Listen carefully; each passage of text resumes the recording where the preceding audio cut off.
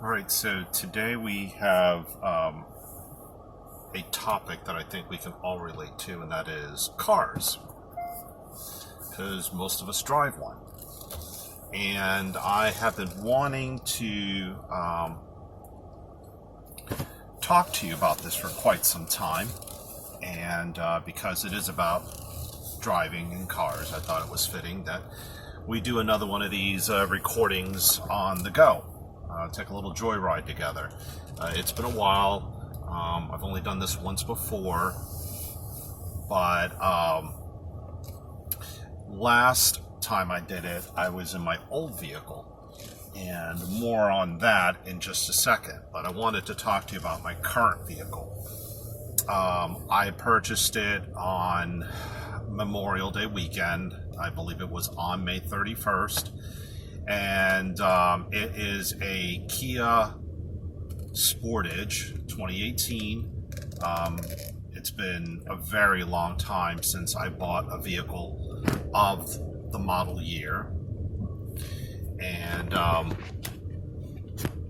was determined to get a new vehicle because the last few vehicles have been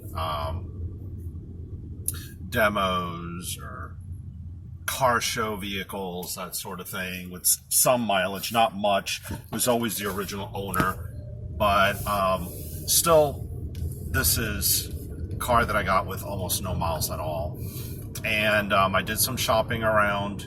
I found a pretty good source that I'd like to recommend, and it's called truecar.com. You can go on that website and you can see what other people in your neighborhood are paying for the vehicle that you're interested in purchasing, and it gives you a good idea of what you can negotiate. Nobody pays sticker price for a vehicle. I mean, it's just not done. We all got to hassle if we want to get a good deal, something that I'm willing to do. And I got the Kia Sportage, I believe it's the EX. There's the entry-level model. That might be the LX, or it might be just Kia Sportage, I'm not sure. And then there's the EX, and then there's the SX. The SX is the top of the line, but really the only difference with the SX is I believe it's a 6-cylinder vehicle and it's a gas guzzler. And as it is, Kia is not very fuel efficient. So I went with the LX because it came standard with the panoramic sunroof, which is really nice. And there were a few things that I wanted that it didn't include, but there was some add-on packages.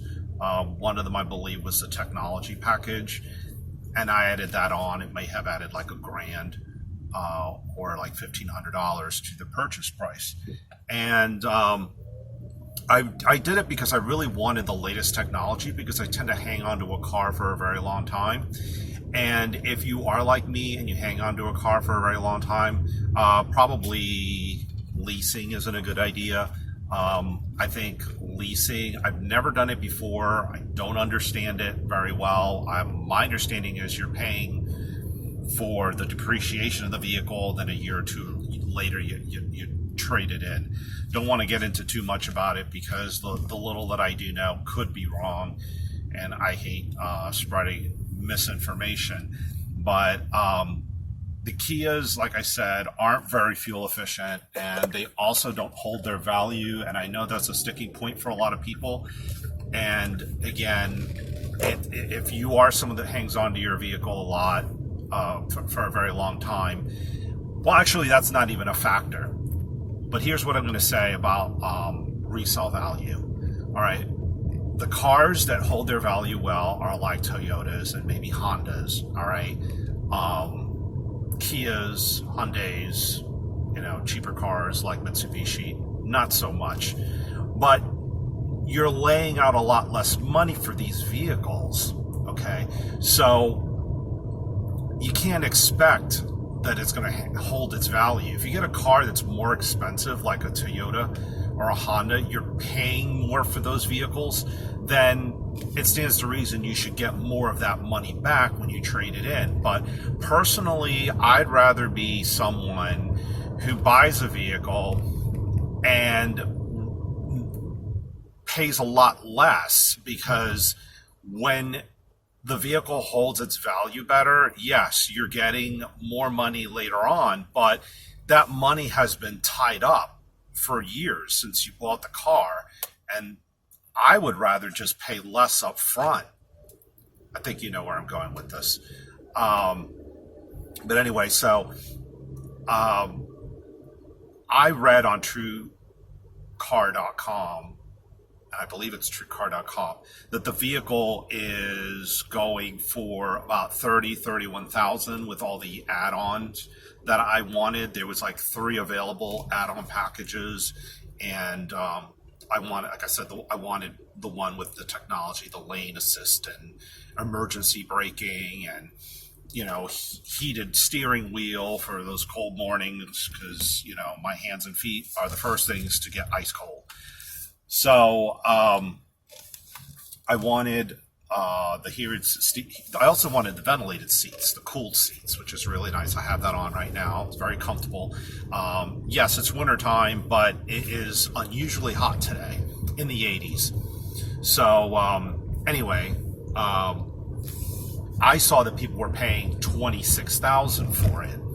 So I was like, wow. So people are getting it for like $4,000 or $5,000 below MSRP, which is manufacturer's suggested retail price.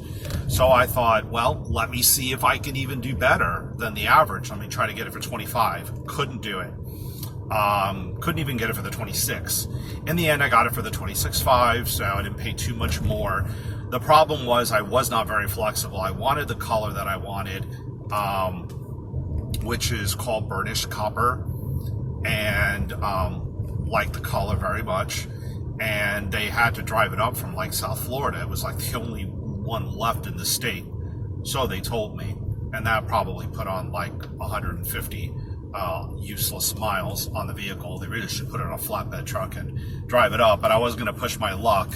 I was haggling for quite some time. So anyway, that's the car that I have now, and the vehicle that we were together in last time we went for a spin was the Kia Optima.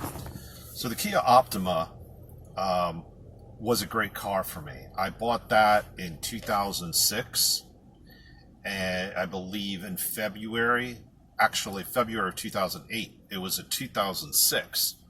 And so I kept it until May of 2017. So I had the vehicle for, 9 years? Yeah, from 2008 of February to 2018. So yeah, so I had the car for 10 years. It was a 6-year loan. I paid it off and hung on to it because the car was running fine and it was very comfortable. In fact, it was more comfortable than the Sportage. The Sportage, I feel like a little cramped.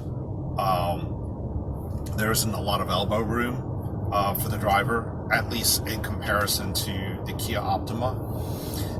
The reason why I switched to the Optima was because I found that, and this is the usual theme in a lot of my videos, I felt that I really couldn't depend on friends to help me transport large, bulky items to my home. Now that I've gotten a new place of my own, I wanted to do some home improvement, and I purchased things that just wouldn't fit into the trunk of an Optima, and you have to kind of drop things into a trunk, whereas an SUV, you can just slide things back and you can lower the back seats, and there's just a lot more room. And you were able to lower the back seats of the Optima, but again, you had to drop things in, and then there was a low ceiling. So that's why I went with the Sportage this time. But I've always had sedans, and I've always liked the most bang for your buck, as many amenities as I could possibly get. And when I bought the Optima, at the time, that was the car where you could get the best value, the most most bells and whistles for the price. And the car never gave me any problems, really. My only complaints probably would have been what do you call it, the electrical system. A lot of bulbs would constantly be burning out. I'd replace one side, then I'd have to replace the other. Yeah, maybe I should have just replaced them all at once. But I felt like it was constantly changing bulbs, and that was kind of annoying.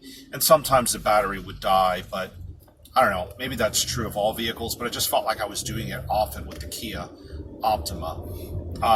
It is now March of 2019 so far. I've had no problems with the Sportage, and hopefully it will serve me as well as the Optima did. Now, I kept the Optima, even though I wasn't driving it anymore. I kept it until November, and that was because I decided not to trade it in because they were offering me like $500. And this Optima had a sunroof, 6-disc CD changer. Granted, it wasn't working anymore, but it had leather seats, had heated seats, sunroof, I think I said that, power locks, power windows, cruise control. It had nice mirrored tint and beautiful alloy wheels. It really was worth more than $250. And I just decided, I'm just going to hang on to the car and sell it myself. I've never sold anything. I had one car. Usually my parents sold my cars. When I would get a new car, I would either trade it in or my parents would sell my old car. But this one, I hung on to it, posted an ad on Facebook. I got hit up a bunch of times by just people that were just really so unserious. Only had like one person test drove it. Finally, this nice young lady, 18, decided to buy her very first car. She fell in love with it, and that's what I wanted.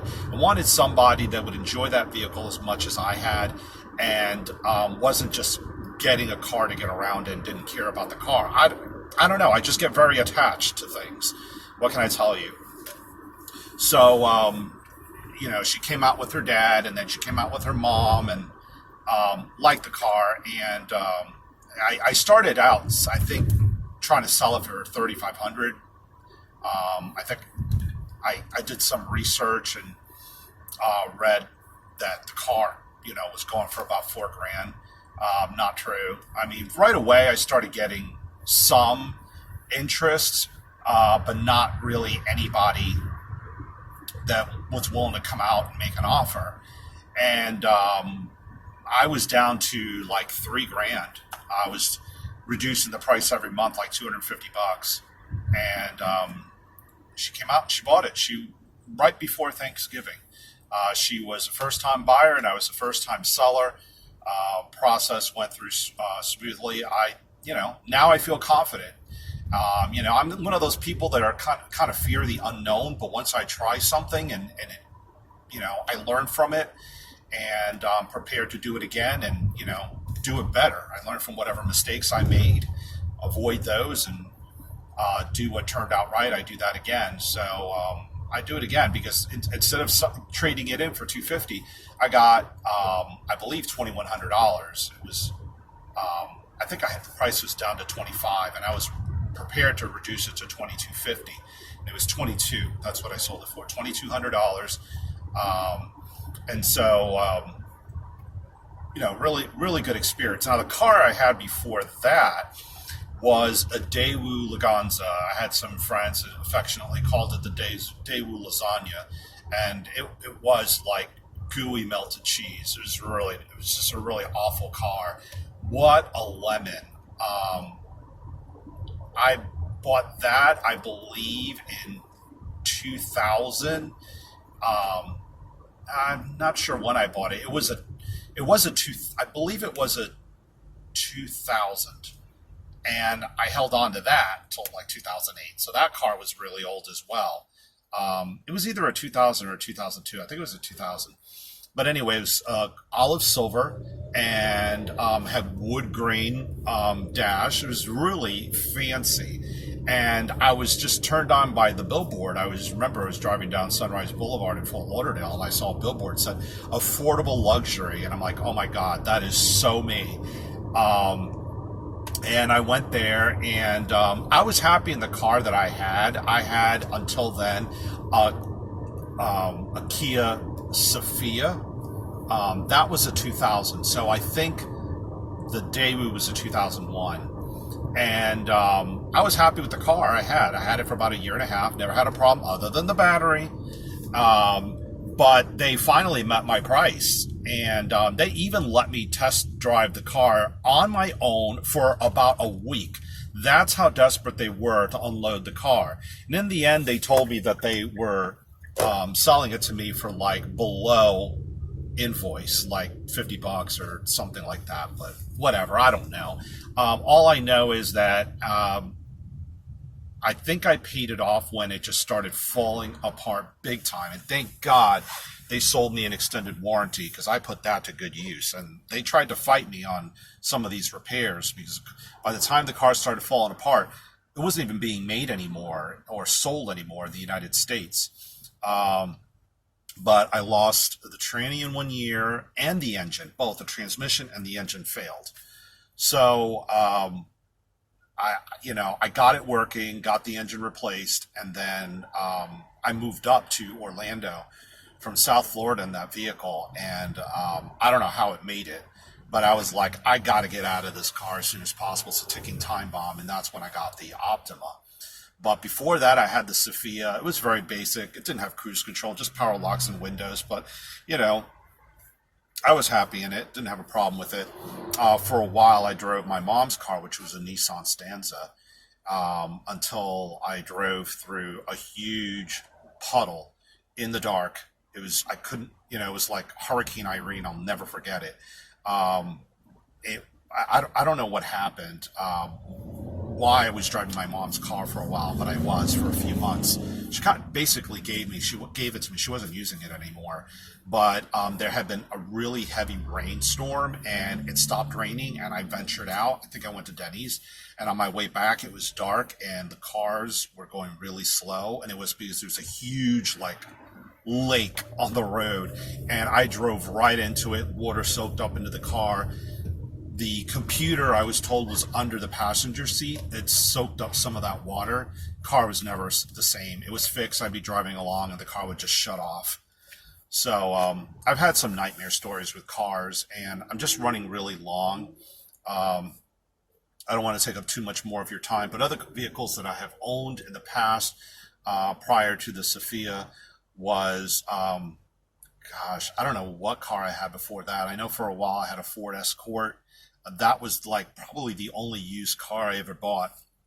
I think after the Ford Escort and before the Sophia, I had a Geo Metro LSI convertible, tiny little thing.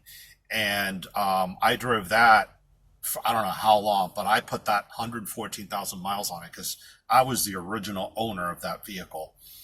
And it was a 3-cylinder vehicle, convertible, really cute. But it got so bad towards the end there, I would go from 0 to 60 in 5 minutes. I don't know what was wrong with that car, but it finally conked out in my parents' driveway, and I was like, get rid of it. And then I don't know what they did with the car. My first finance car was the Suzuki Swift. It was red with some real nice Art Deco design on the side. Really nice car, but I was 18 and in 1989, I hate giving my age away, and it was in 1989, and I think the payments were like $300. I just couldn't afford it. Someone like me back then, just working part-time, not steady, I had somebody, I got my parents to have somebody take over payments on that car, and that's when I got the Ford Escort. Before that, I think my first car in high school was a 78 Honda Civic. Cute little thing. It was a stick shift. My dad got upset with me because he didn't feel he could really teach me to drive stick shift, and I had very little driving experience, but I managed. I learned. It was a 4-speed, and that car had me so nervous because it would always break down on the side of the road, and I'd find myself pushing it to the side of the road. Before that, I had my first car that I never actually drove. You won't believe this. This guy sold me the car for $50. I'm like, oh my God, I can't believe you're selling me a car for $50. So I'll give you $100. Sucker. Car never rode, never drove. I don't even know how I got it to my house, but I got it to my house, and I guess the intention was, well, I'm paying so little for it, I'll just get it fixed. And I don't know what I found out, but I think I found out that it couldn't be fixed. And so I came back to this guy. I was like, "Hey, can you give me my money back?" And he wouldn't. And I was like, "Well, can you give me at least the extra $50 back?" And he wouldn't do that. And this was supposed to be like a church, friend, acquaintance. It's kind of shabby. You would do something like that to somebody. I mean, I understand, when you sell something as is. But somebody gives you extra money. I mean, the least you can do is at least give them the extra money that you never even asked them for. But that's that. I believe it was. I know it was an Opel, and I did some research before I did this recording today, and I believe it was a Cadet C. Opels, I also found out, stopped being made in the United States or being sold in the U.S. Back in 1975. So it had to have been like an early 70s car. And I remember having it in 86. So I was like 15 years old. So it sounds ancient now, but even then it wasn't too old. And it was kind of a cute car inside. And that was all I was able to do, was just, sit inside, push the buttons, turn on what was probably only AM radio or AM FM. And that was it. And then I called up this, salvage yard and I said, "Hey, come pick it up." And took a nap, woke up, car was gone. Never got to drive it. Really disappointing. But anyway, that's the history of me and my cars. What's yours? What was your first car? What's your current car? Which one did you hate? Which one did you love? Tell me all about it. I'd like to know. Anyway, thank you for listening. Thank you for watching. Thank you for agreeing with everything I said.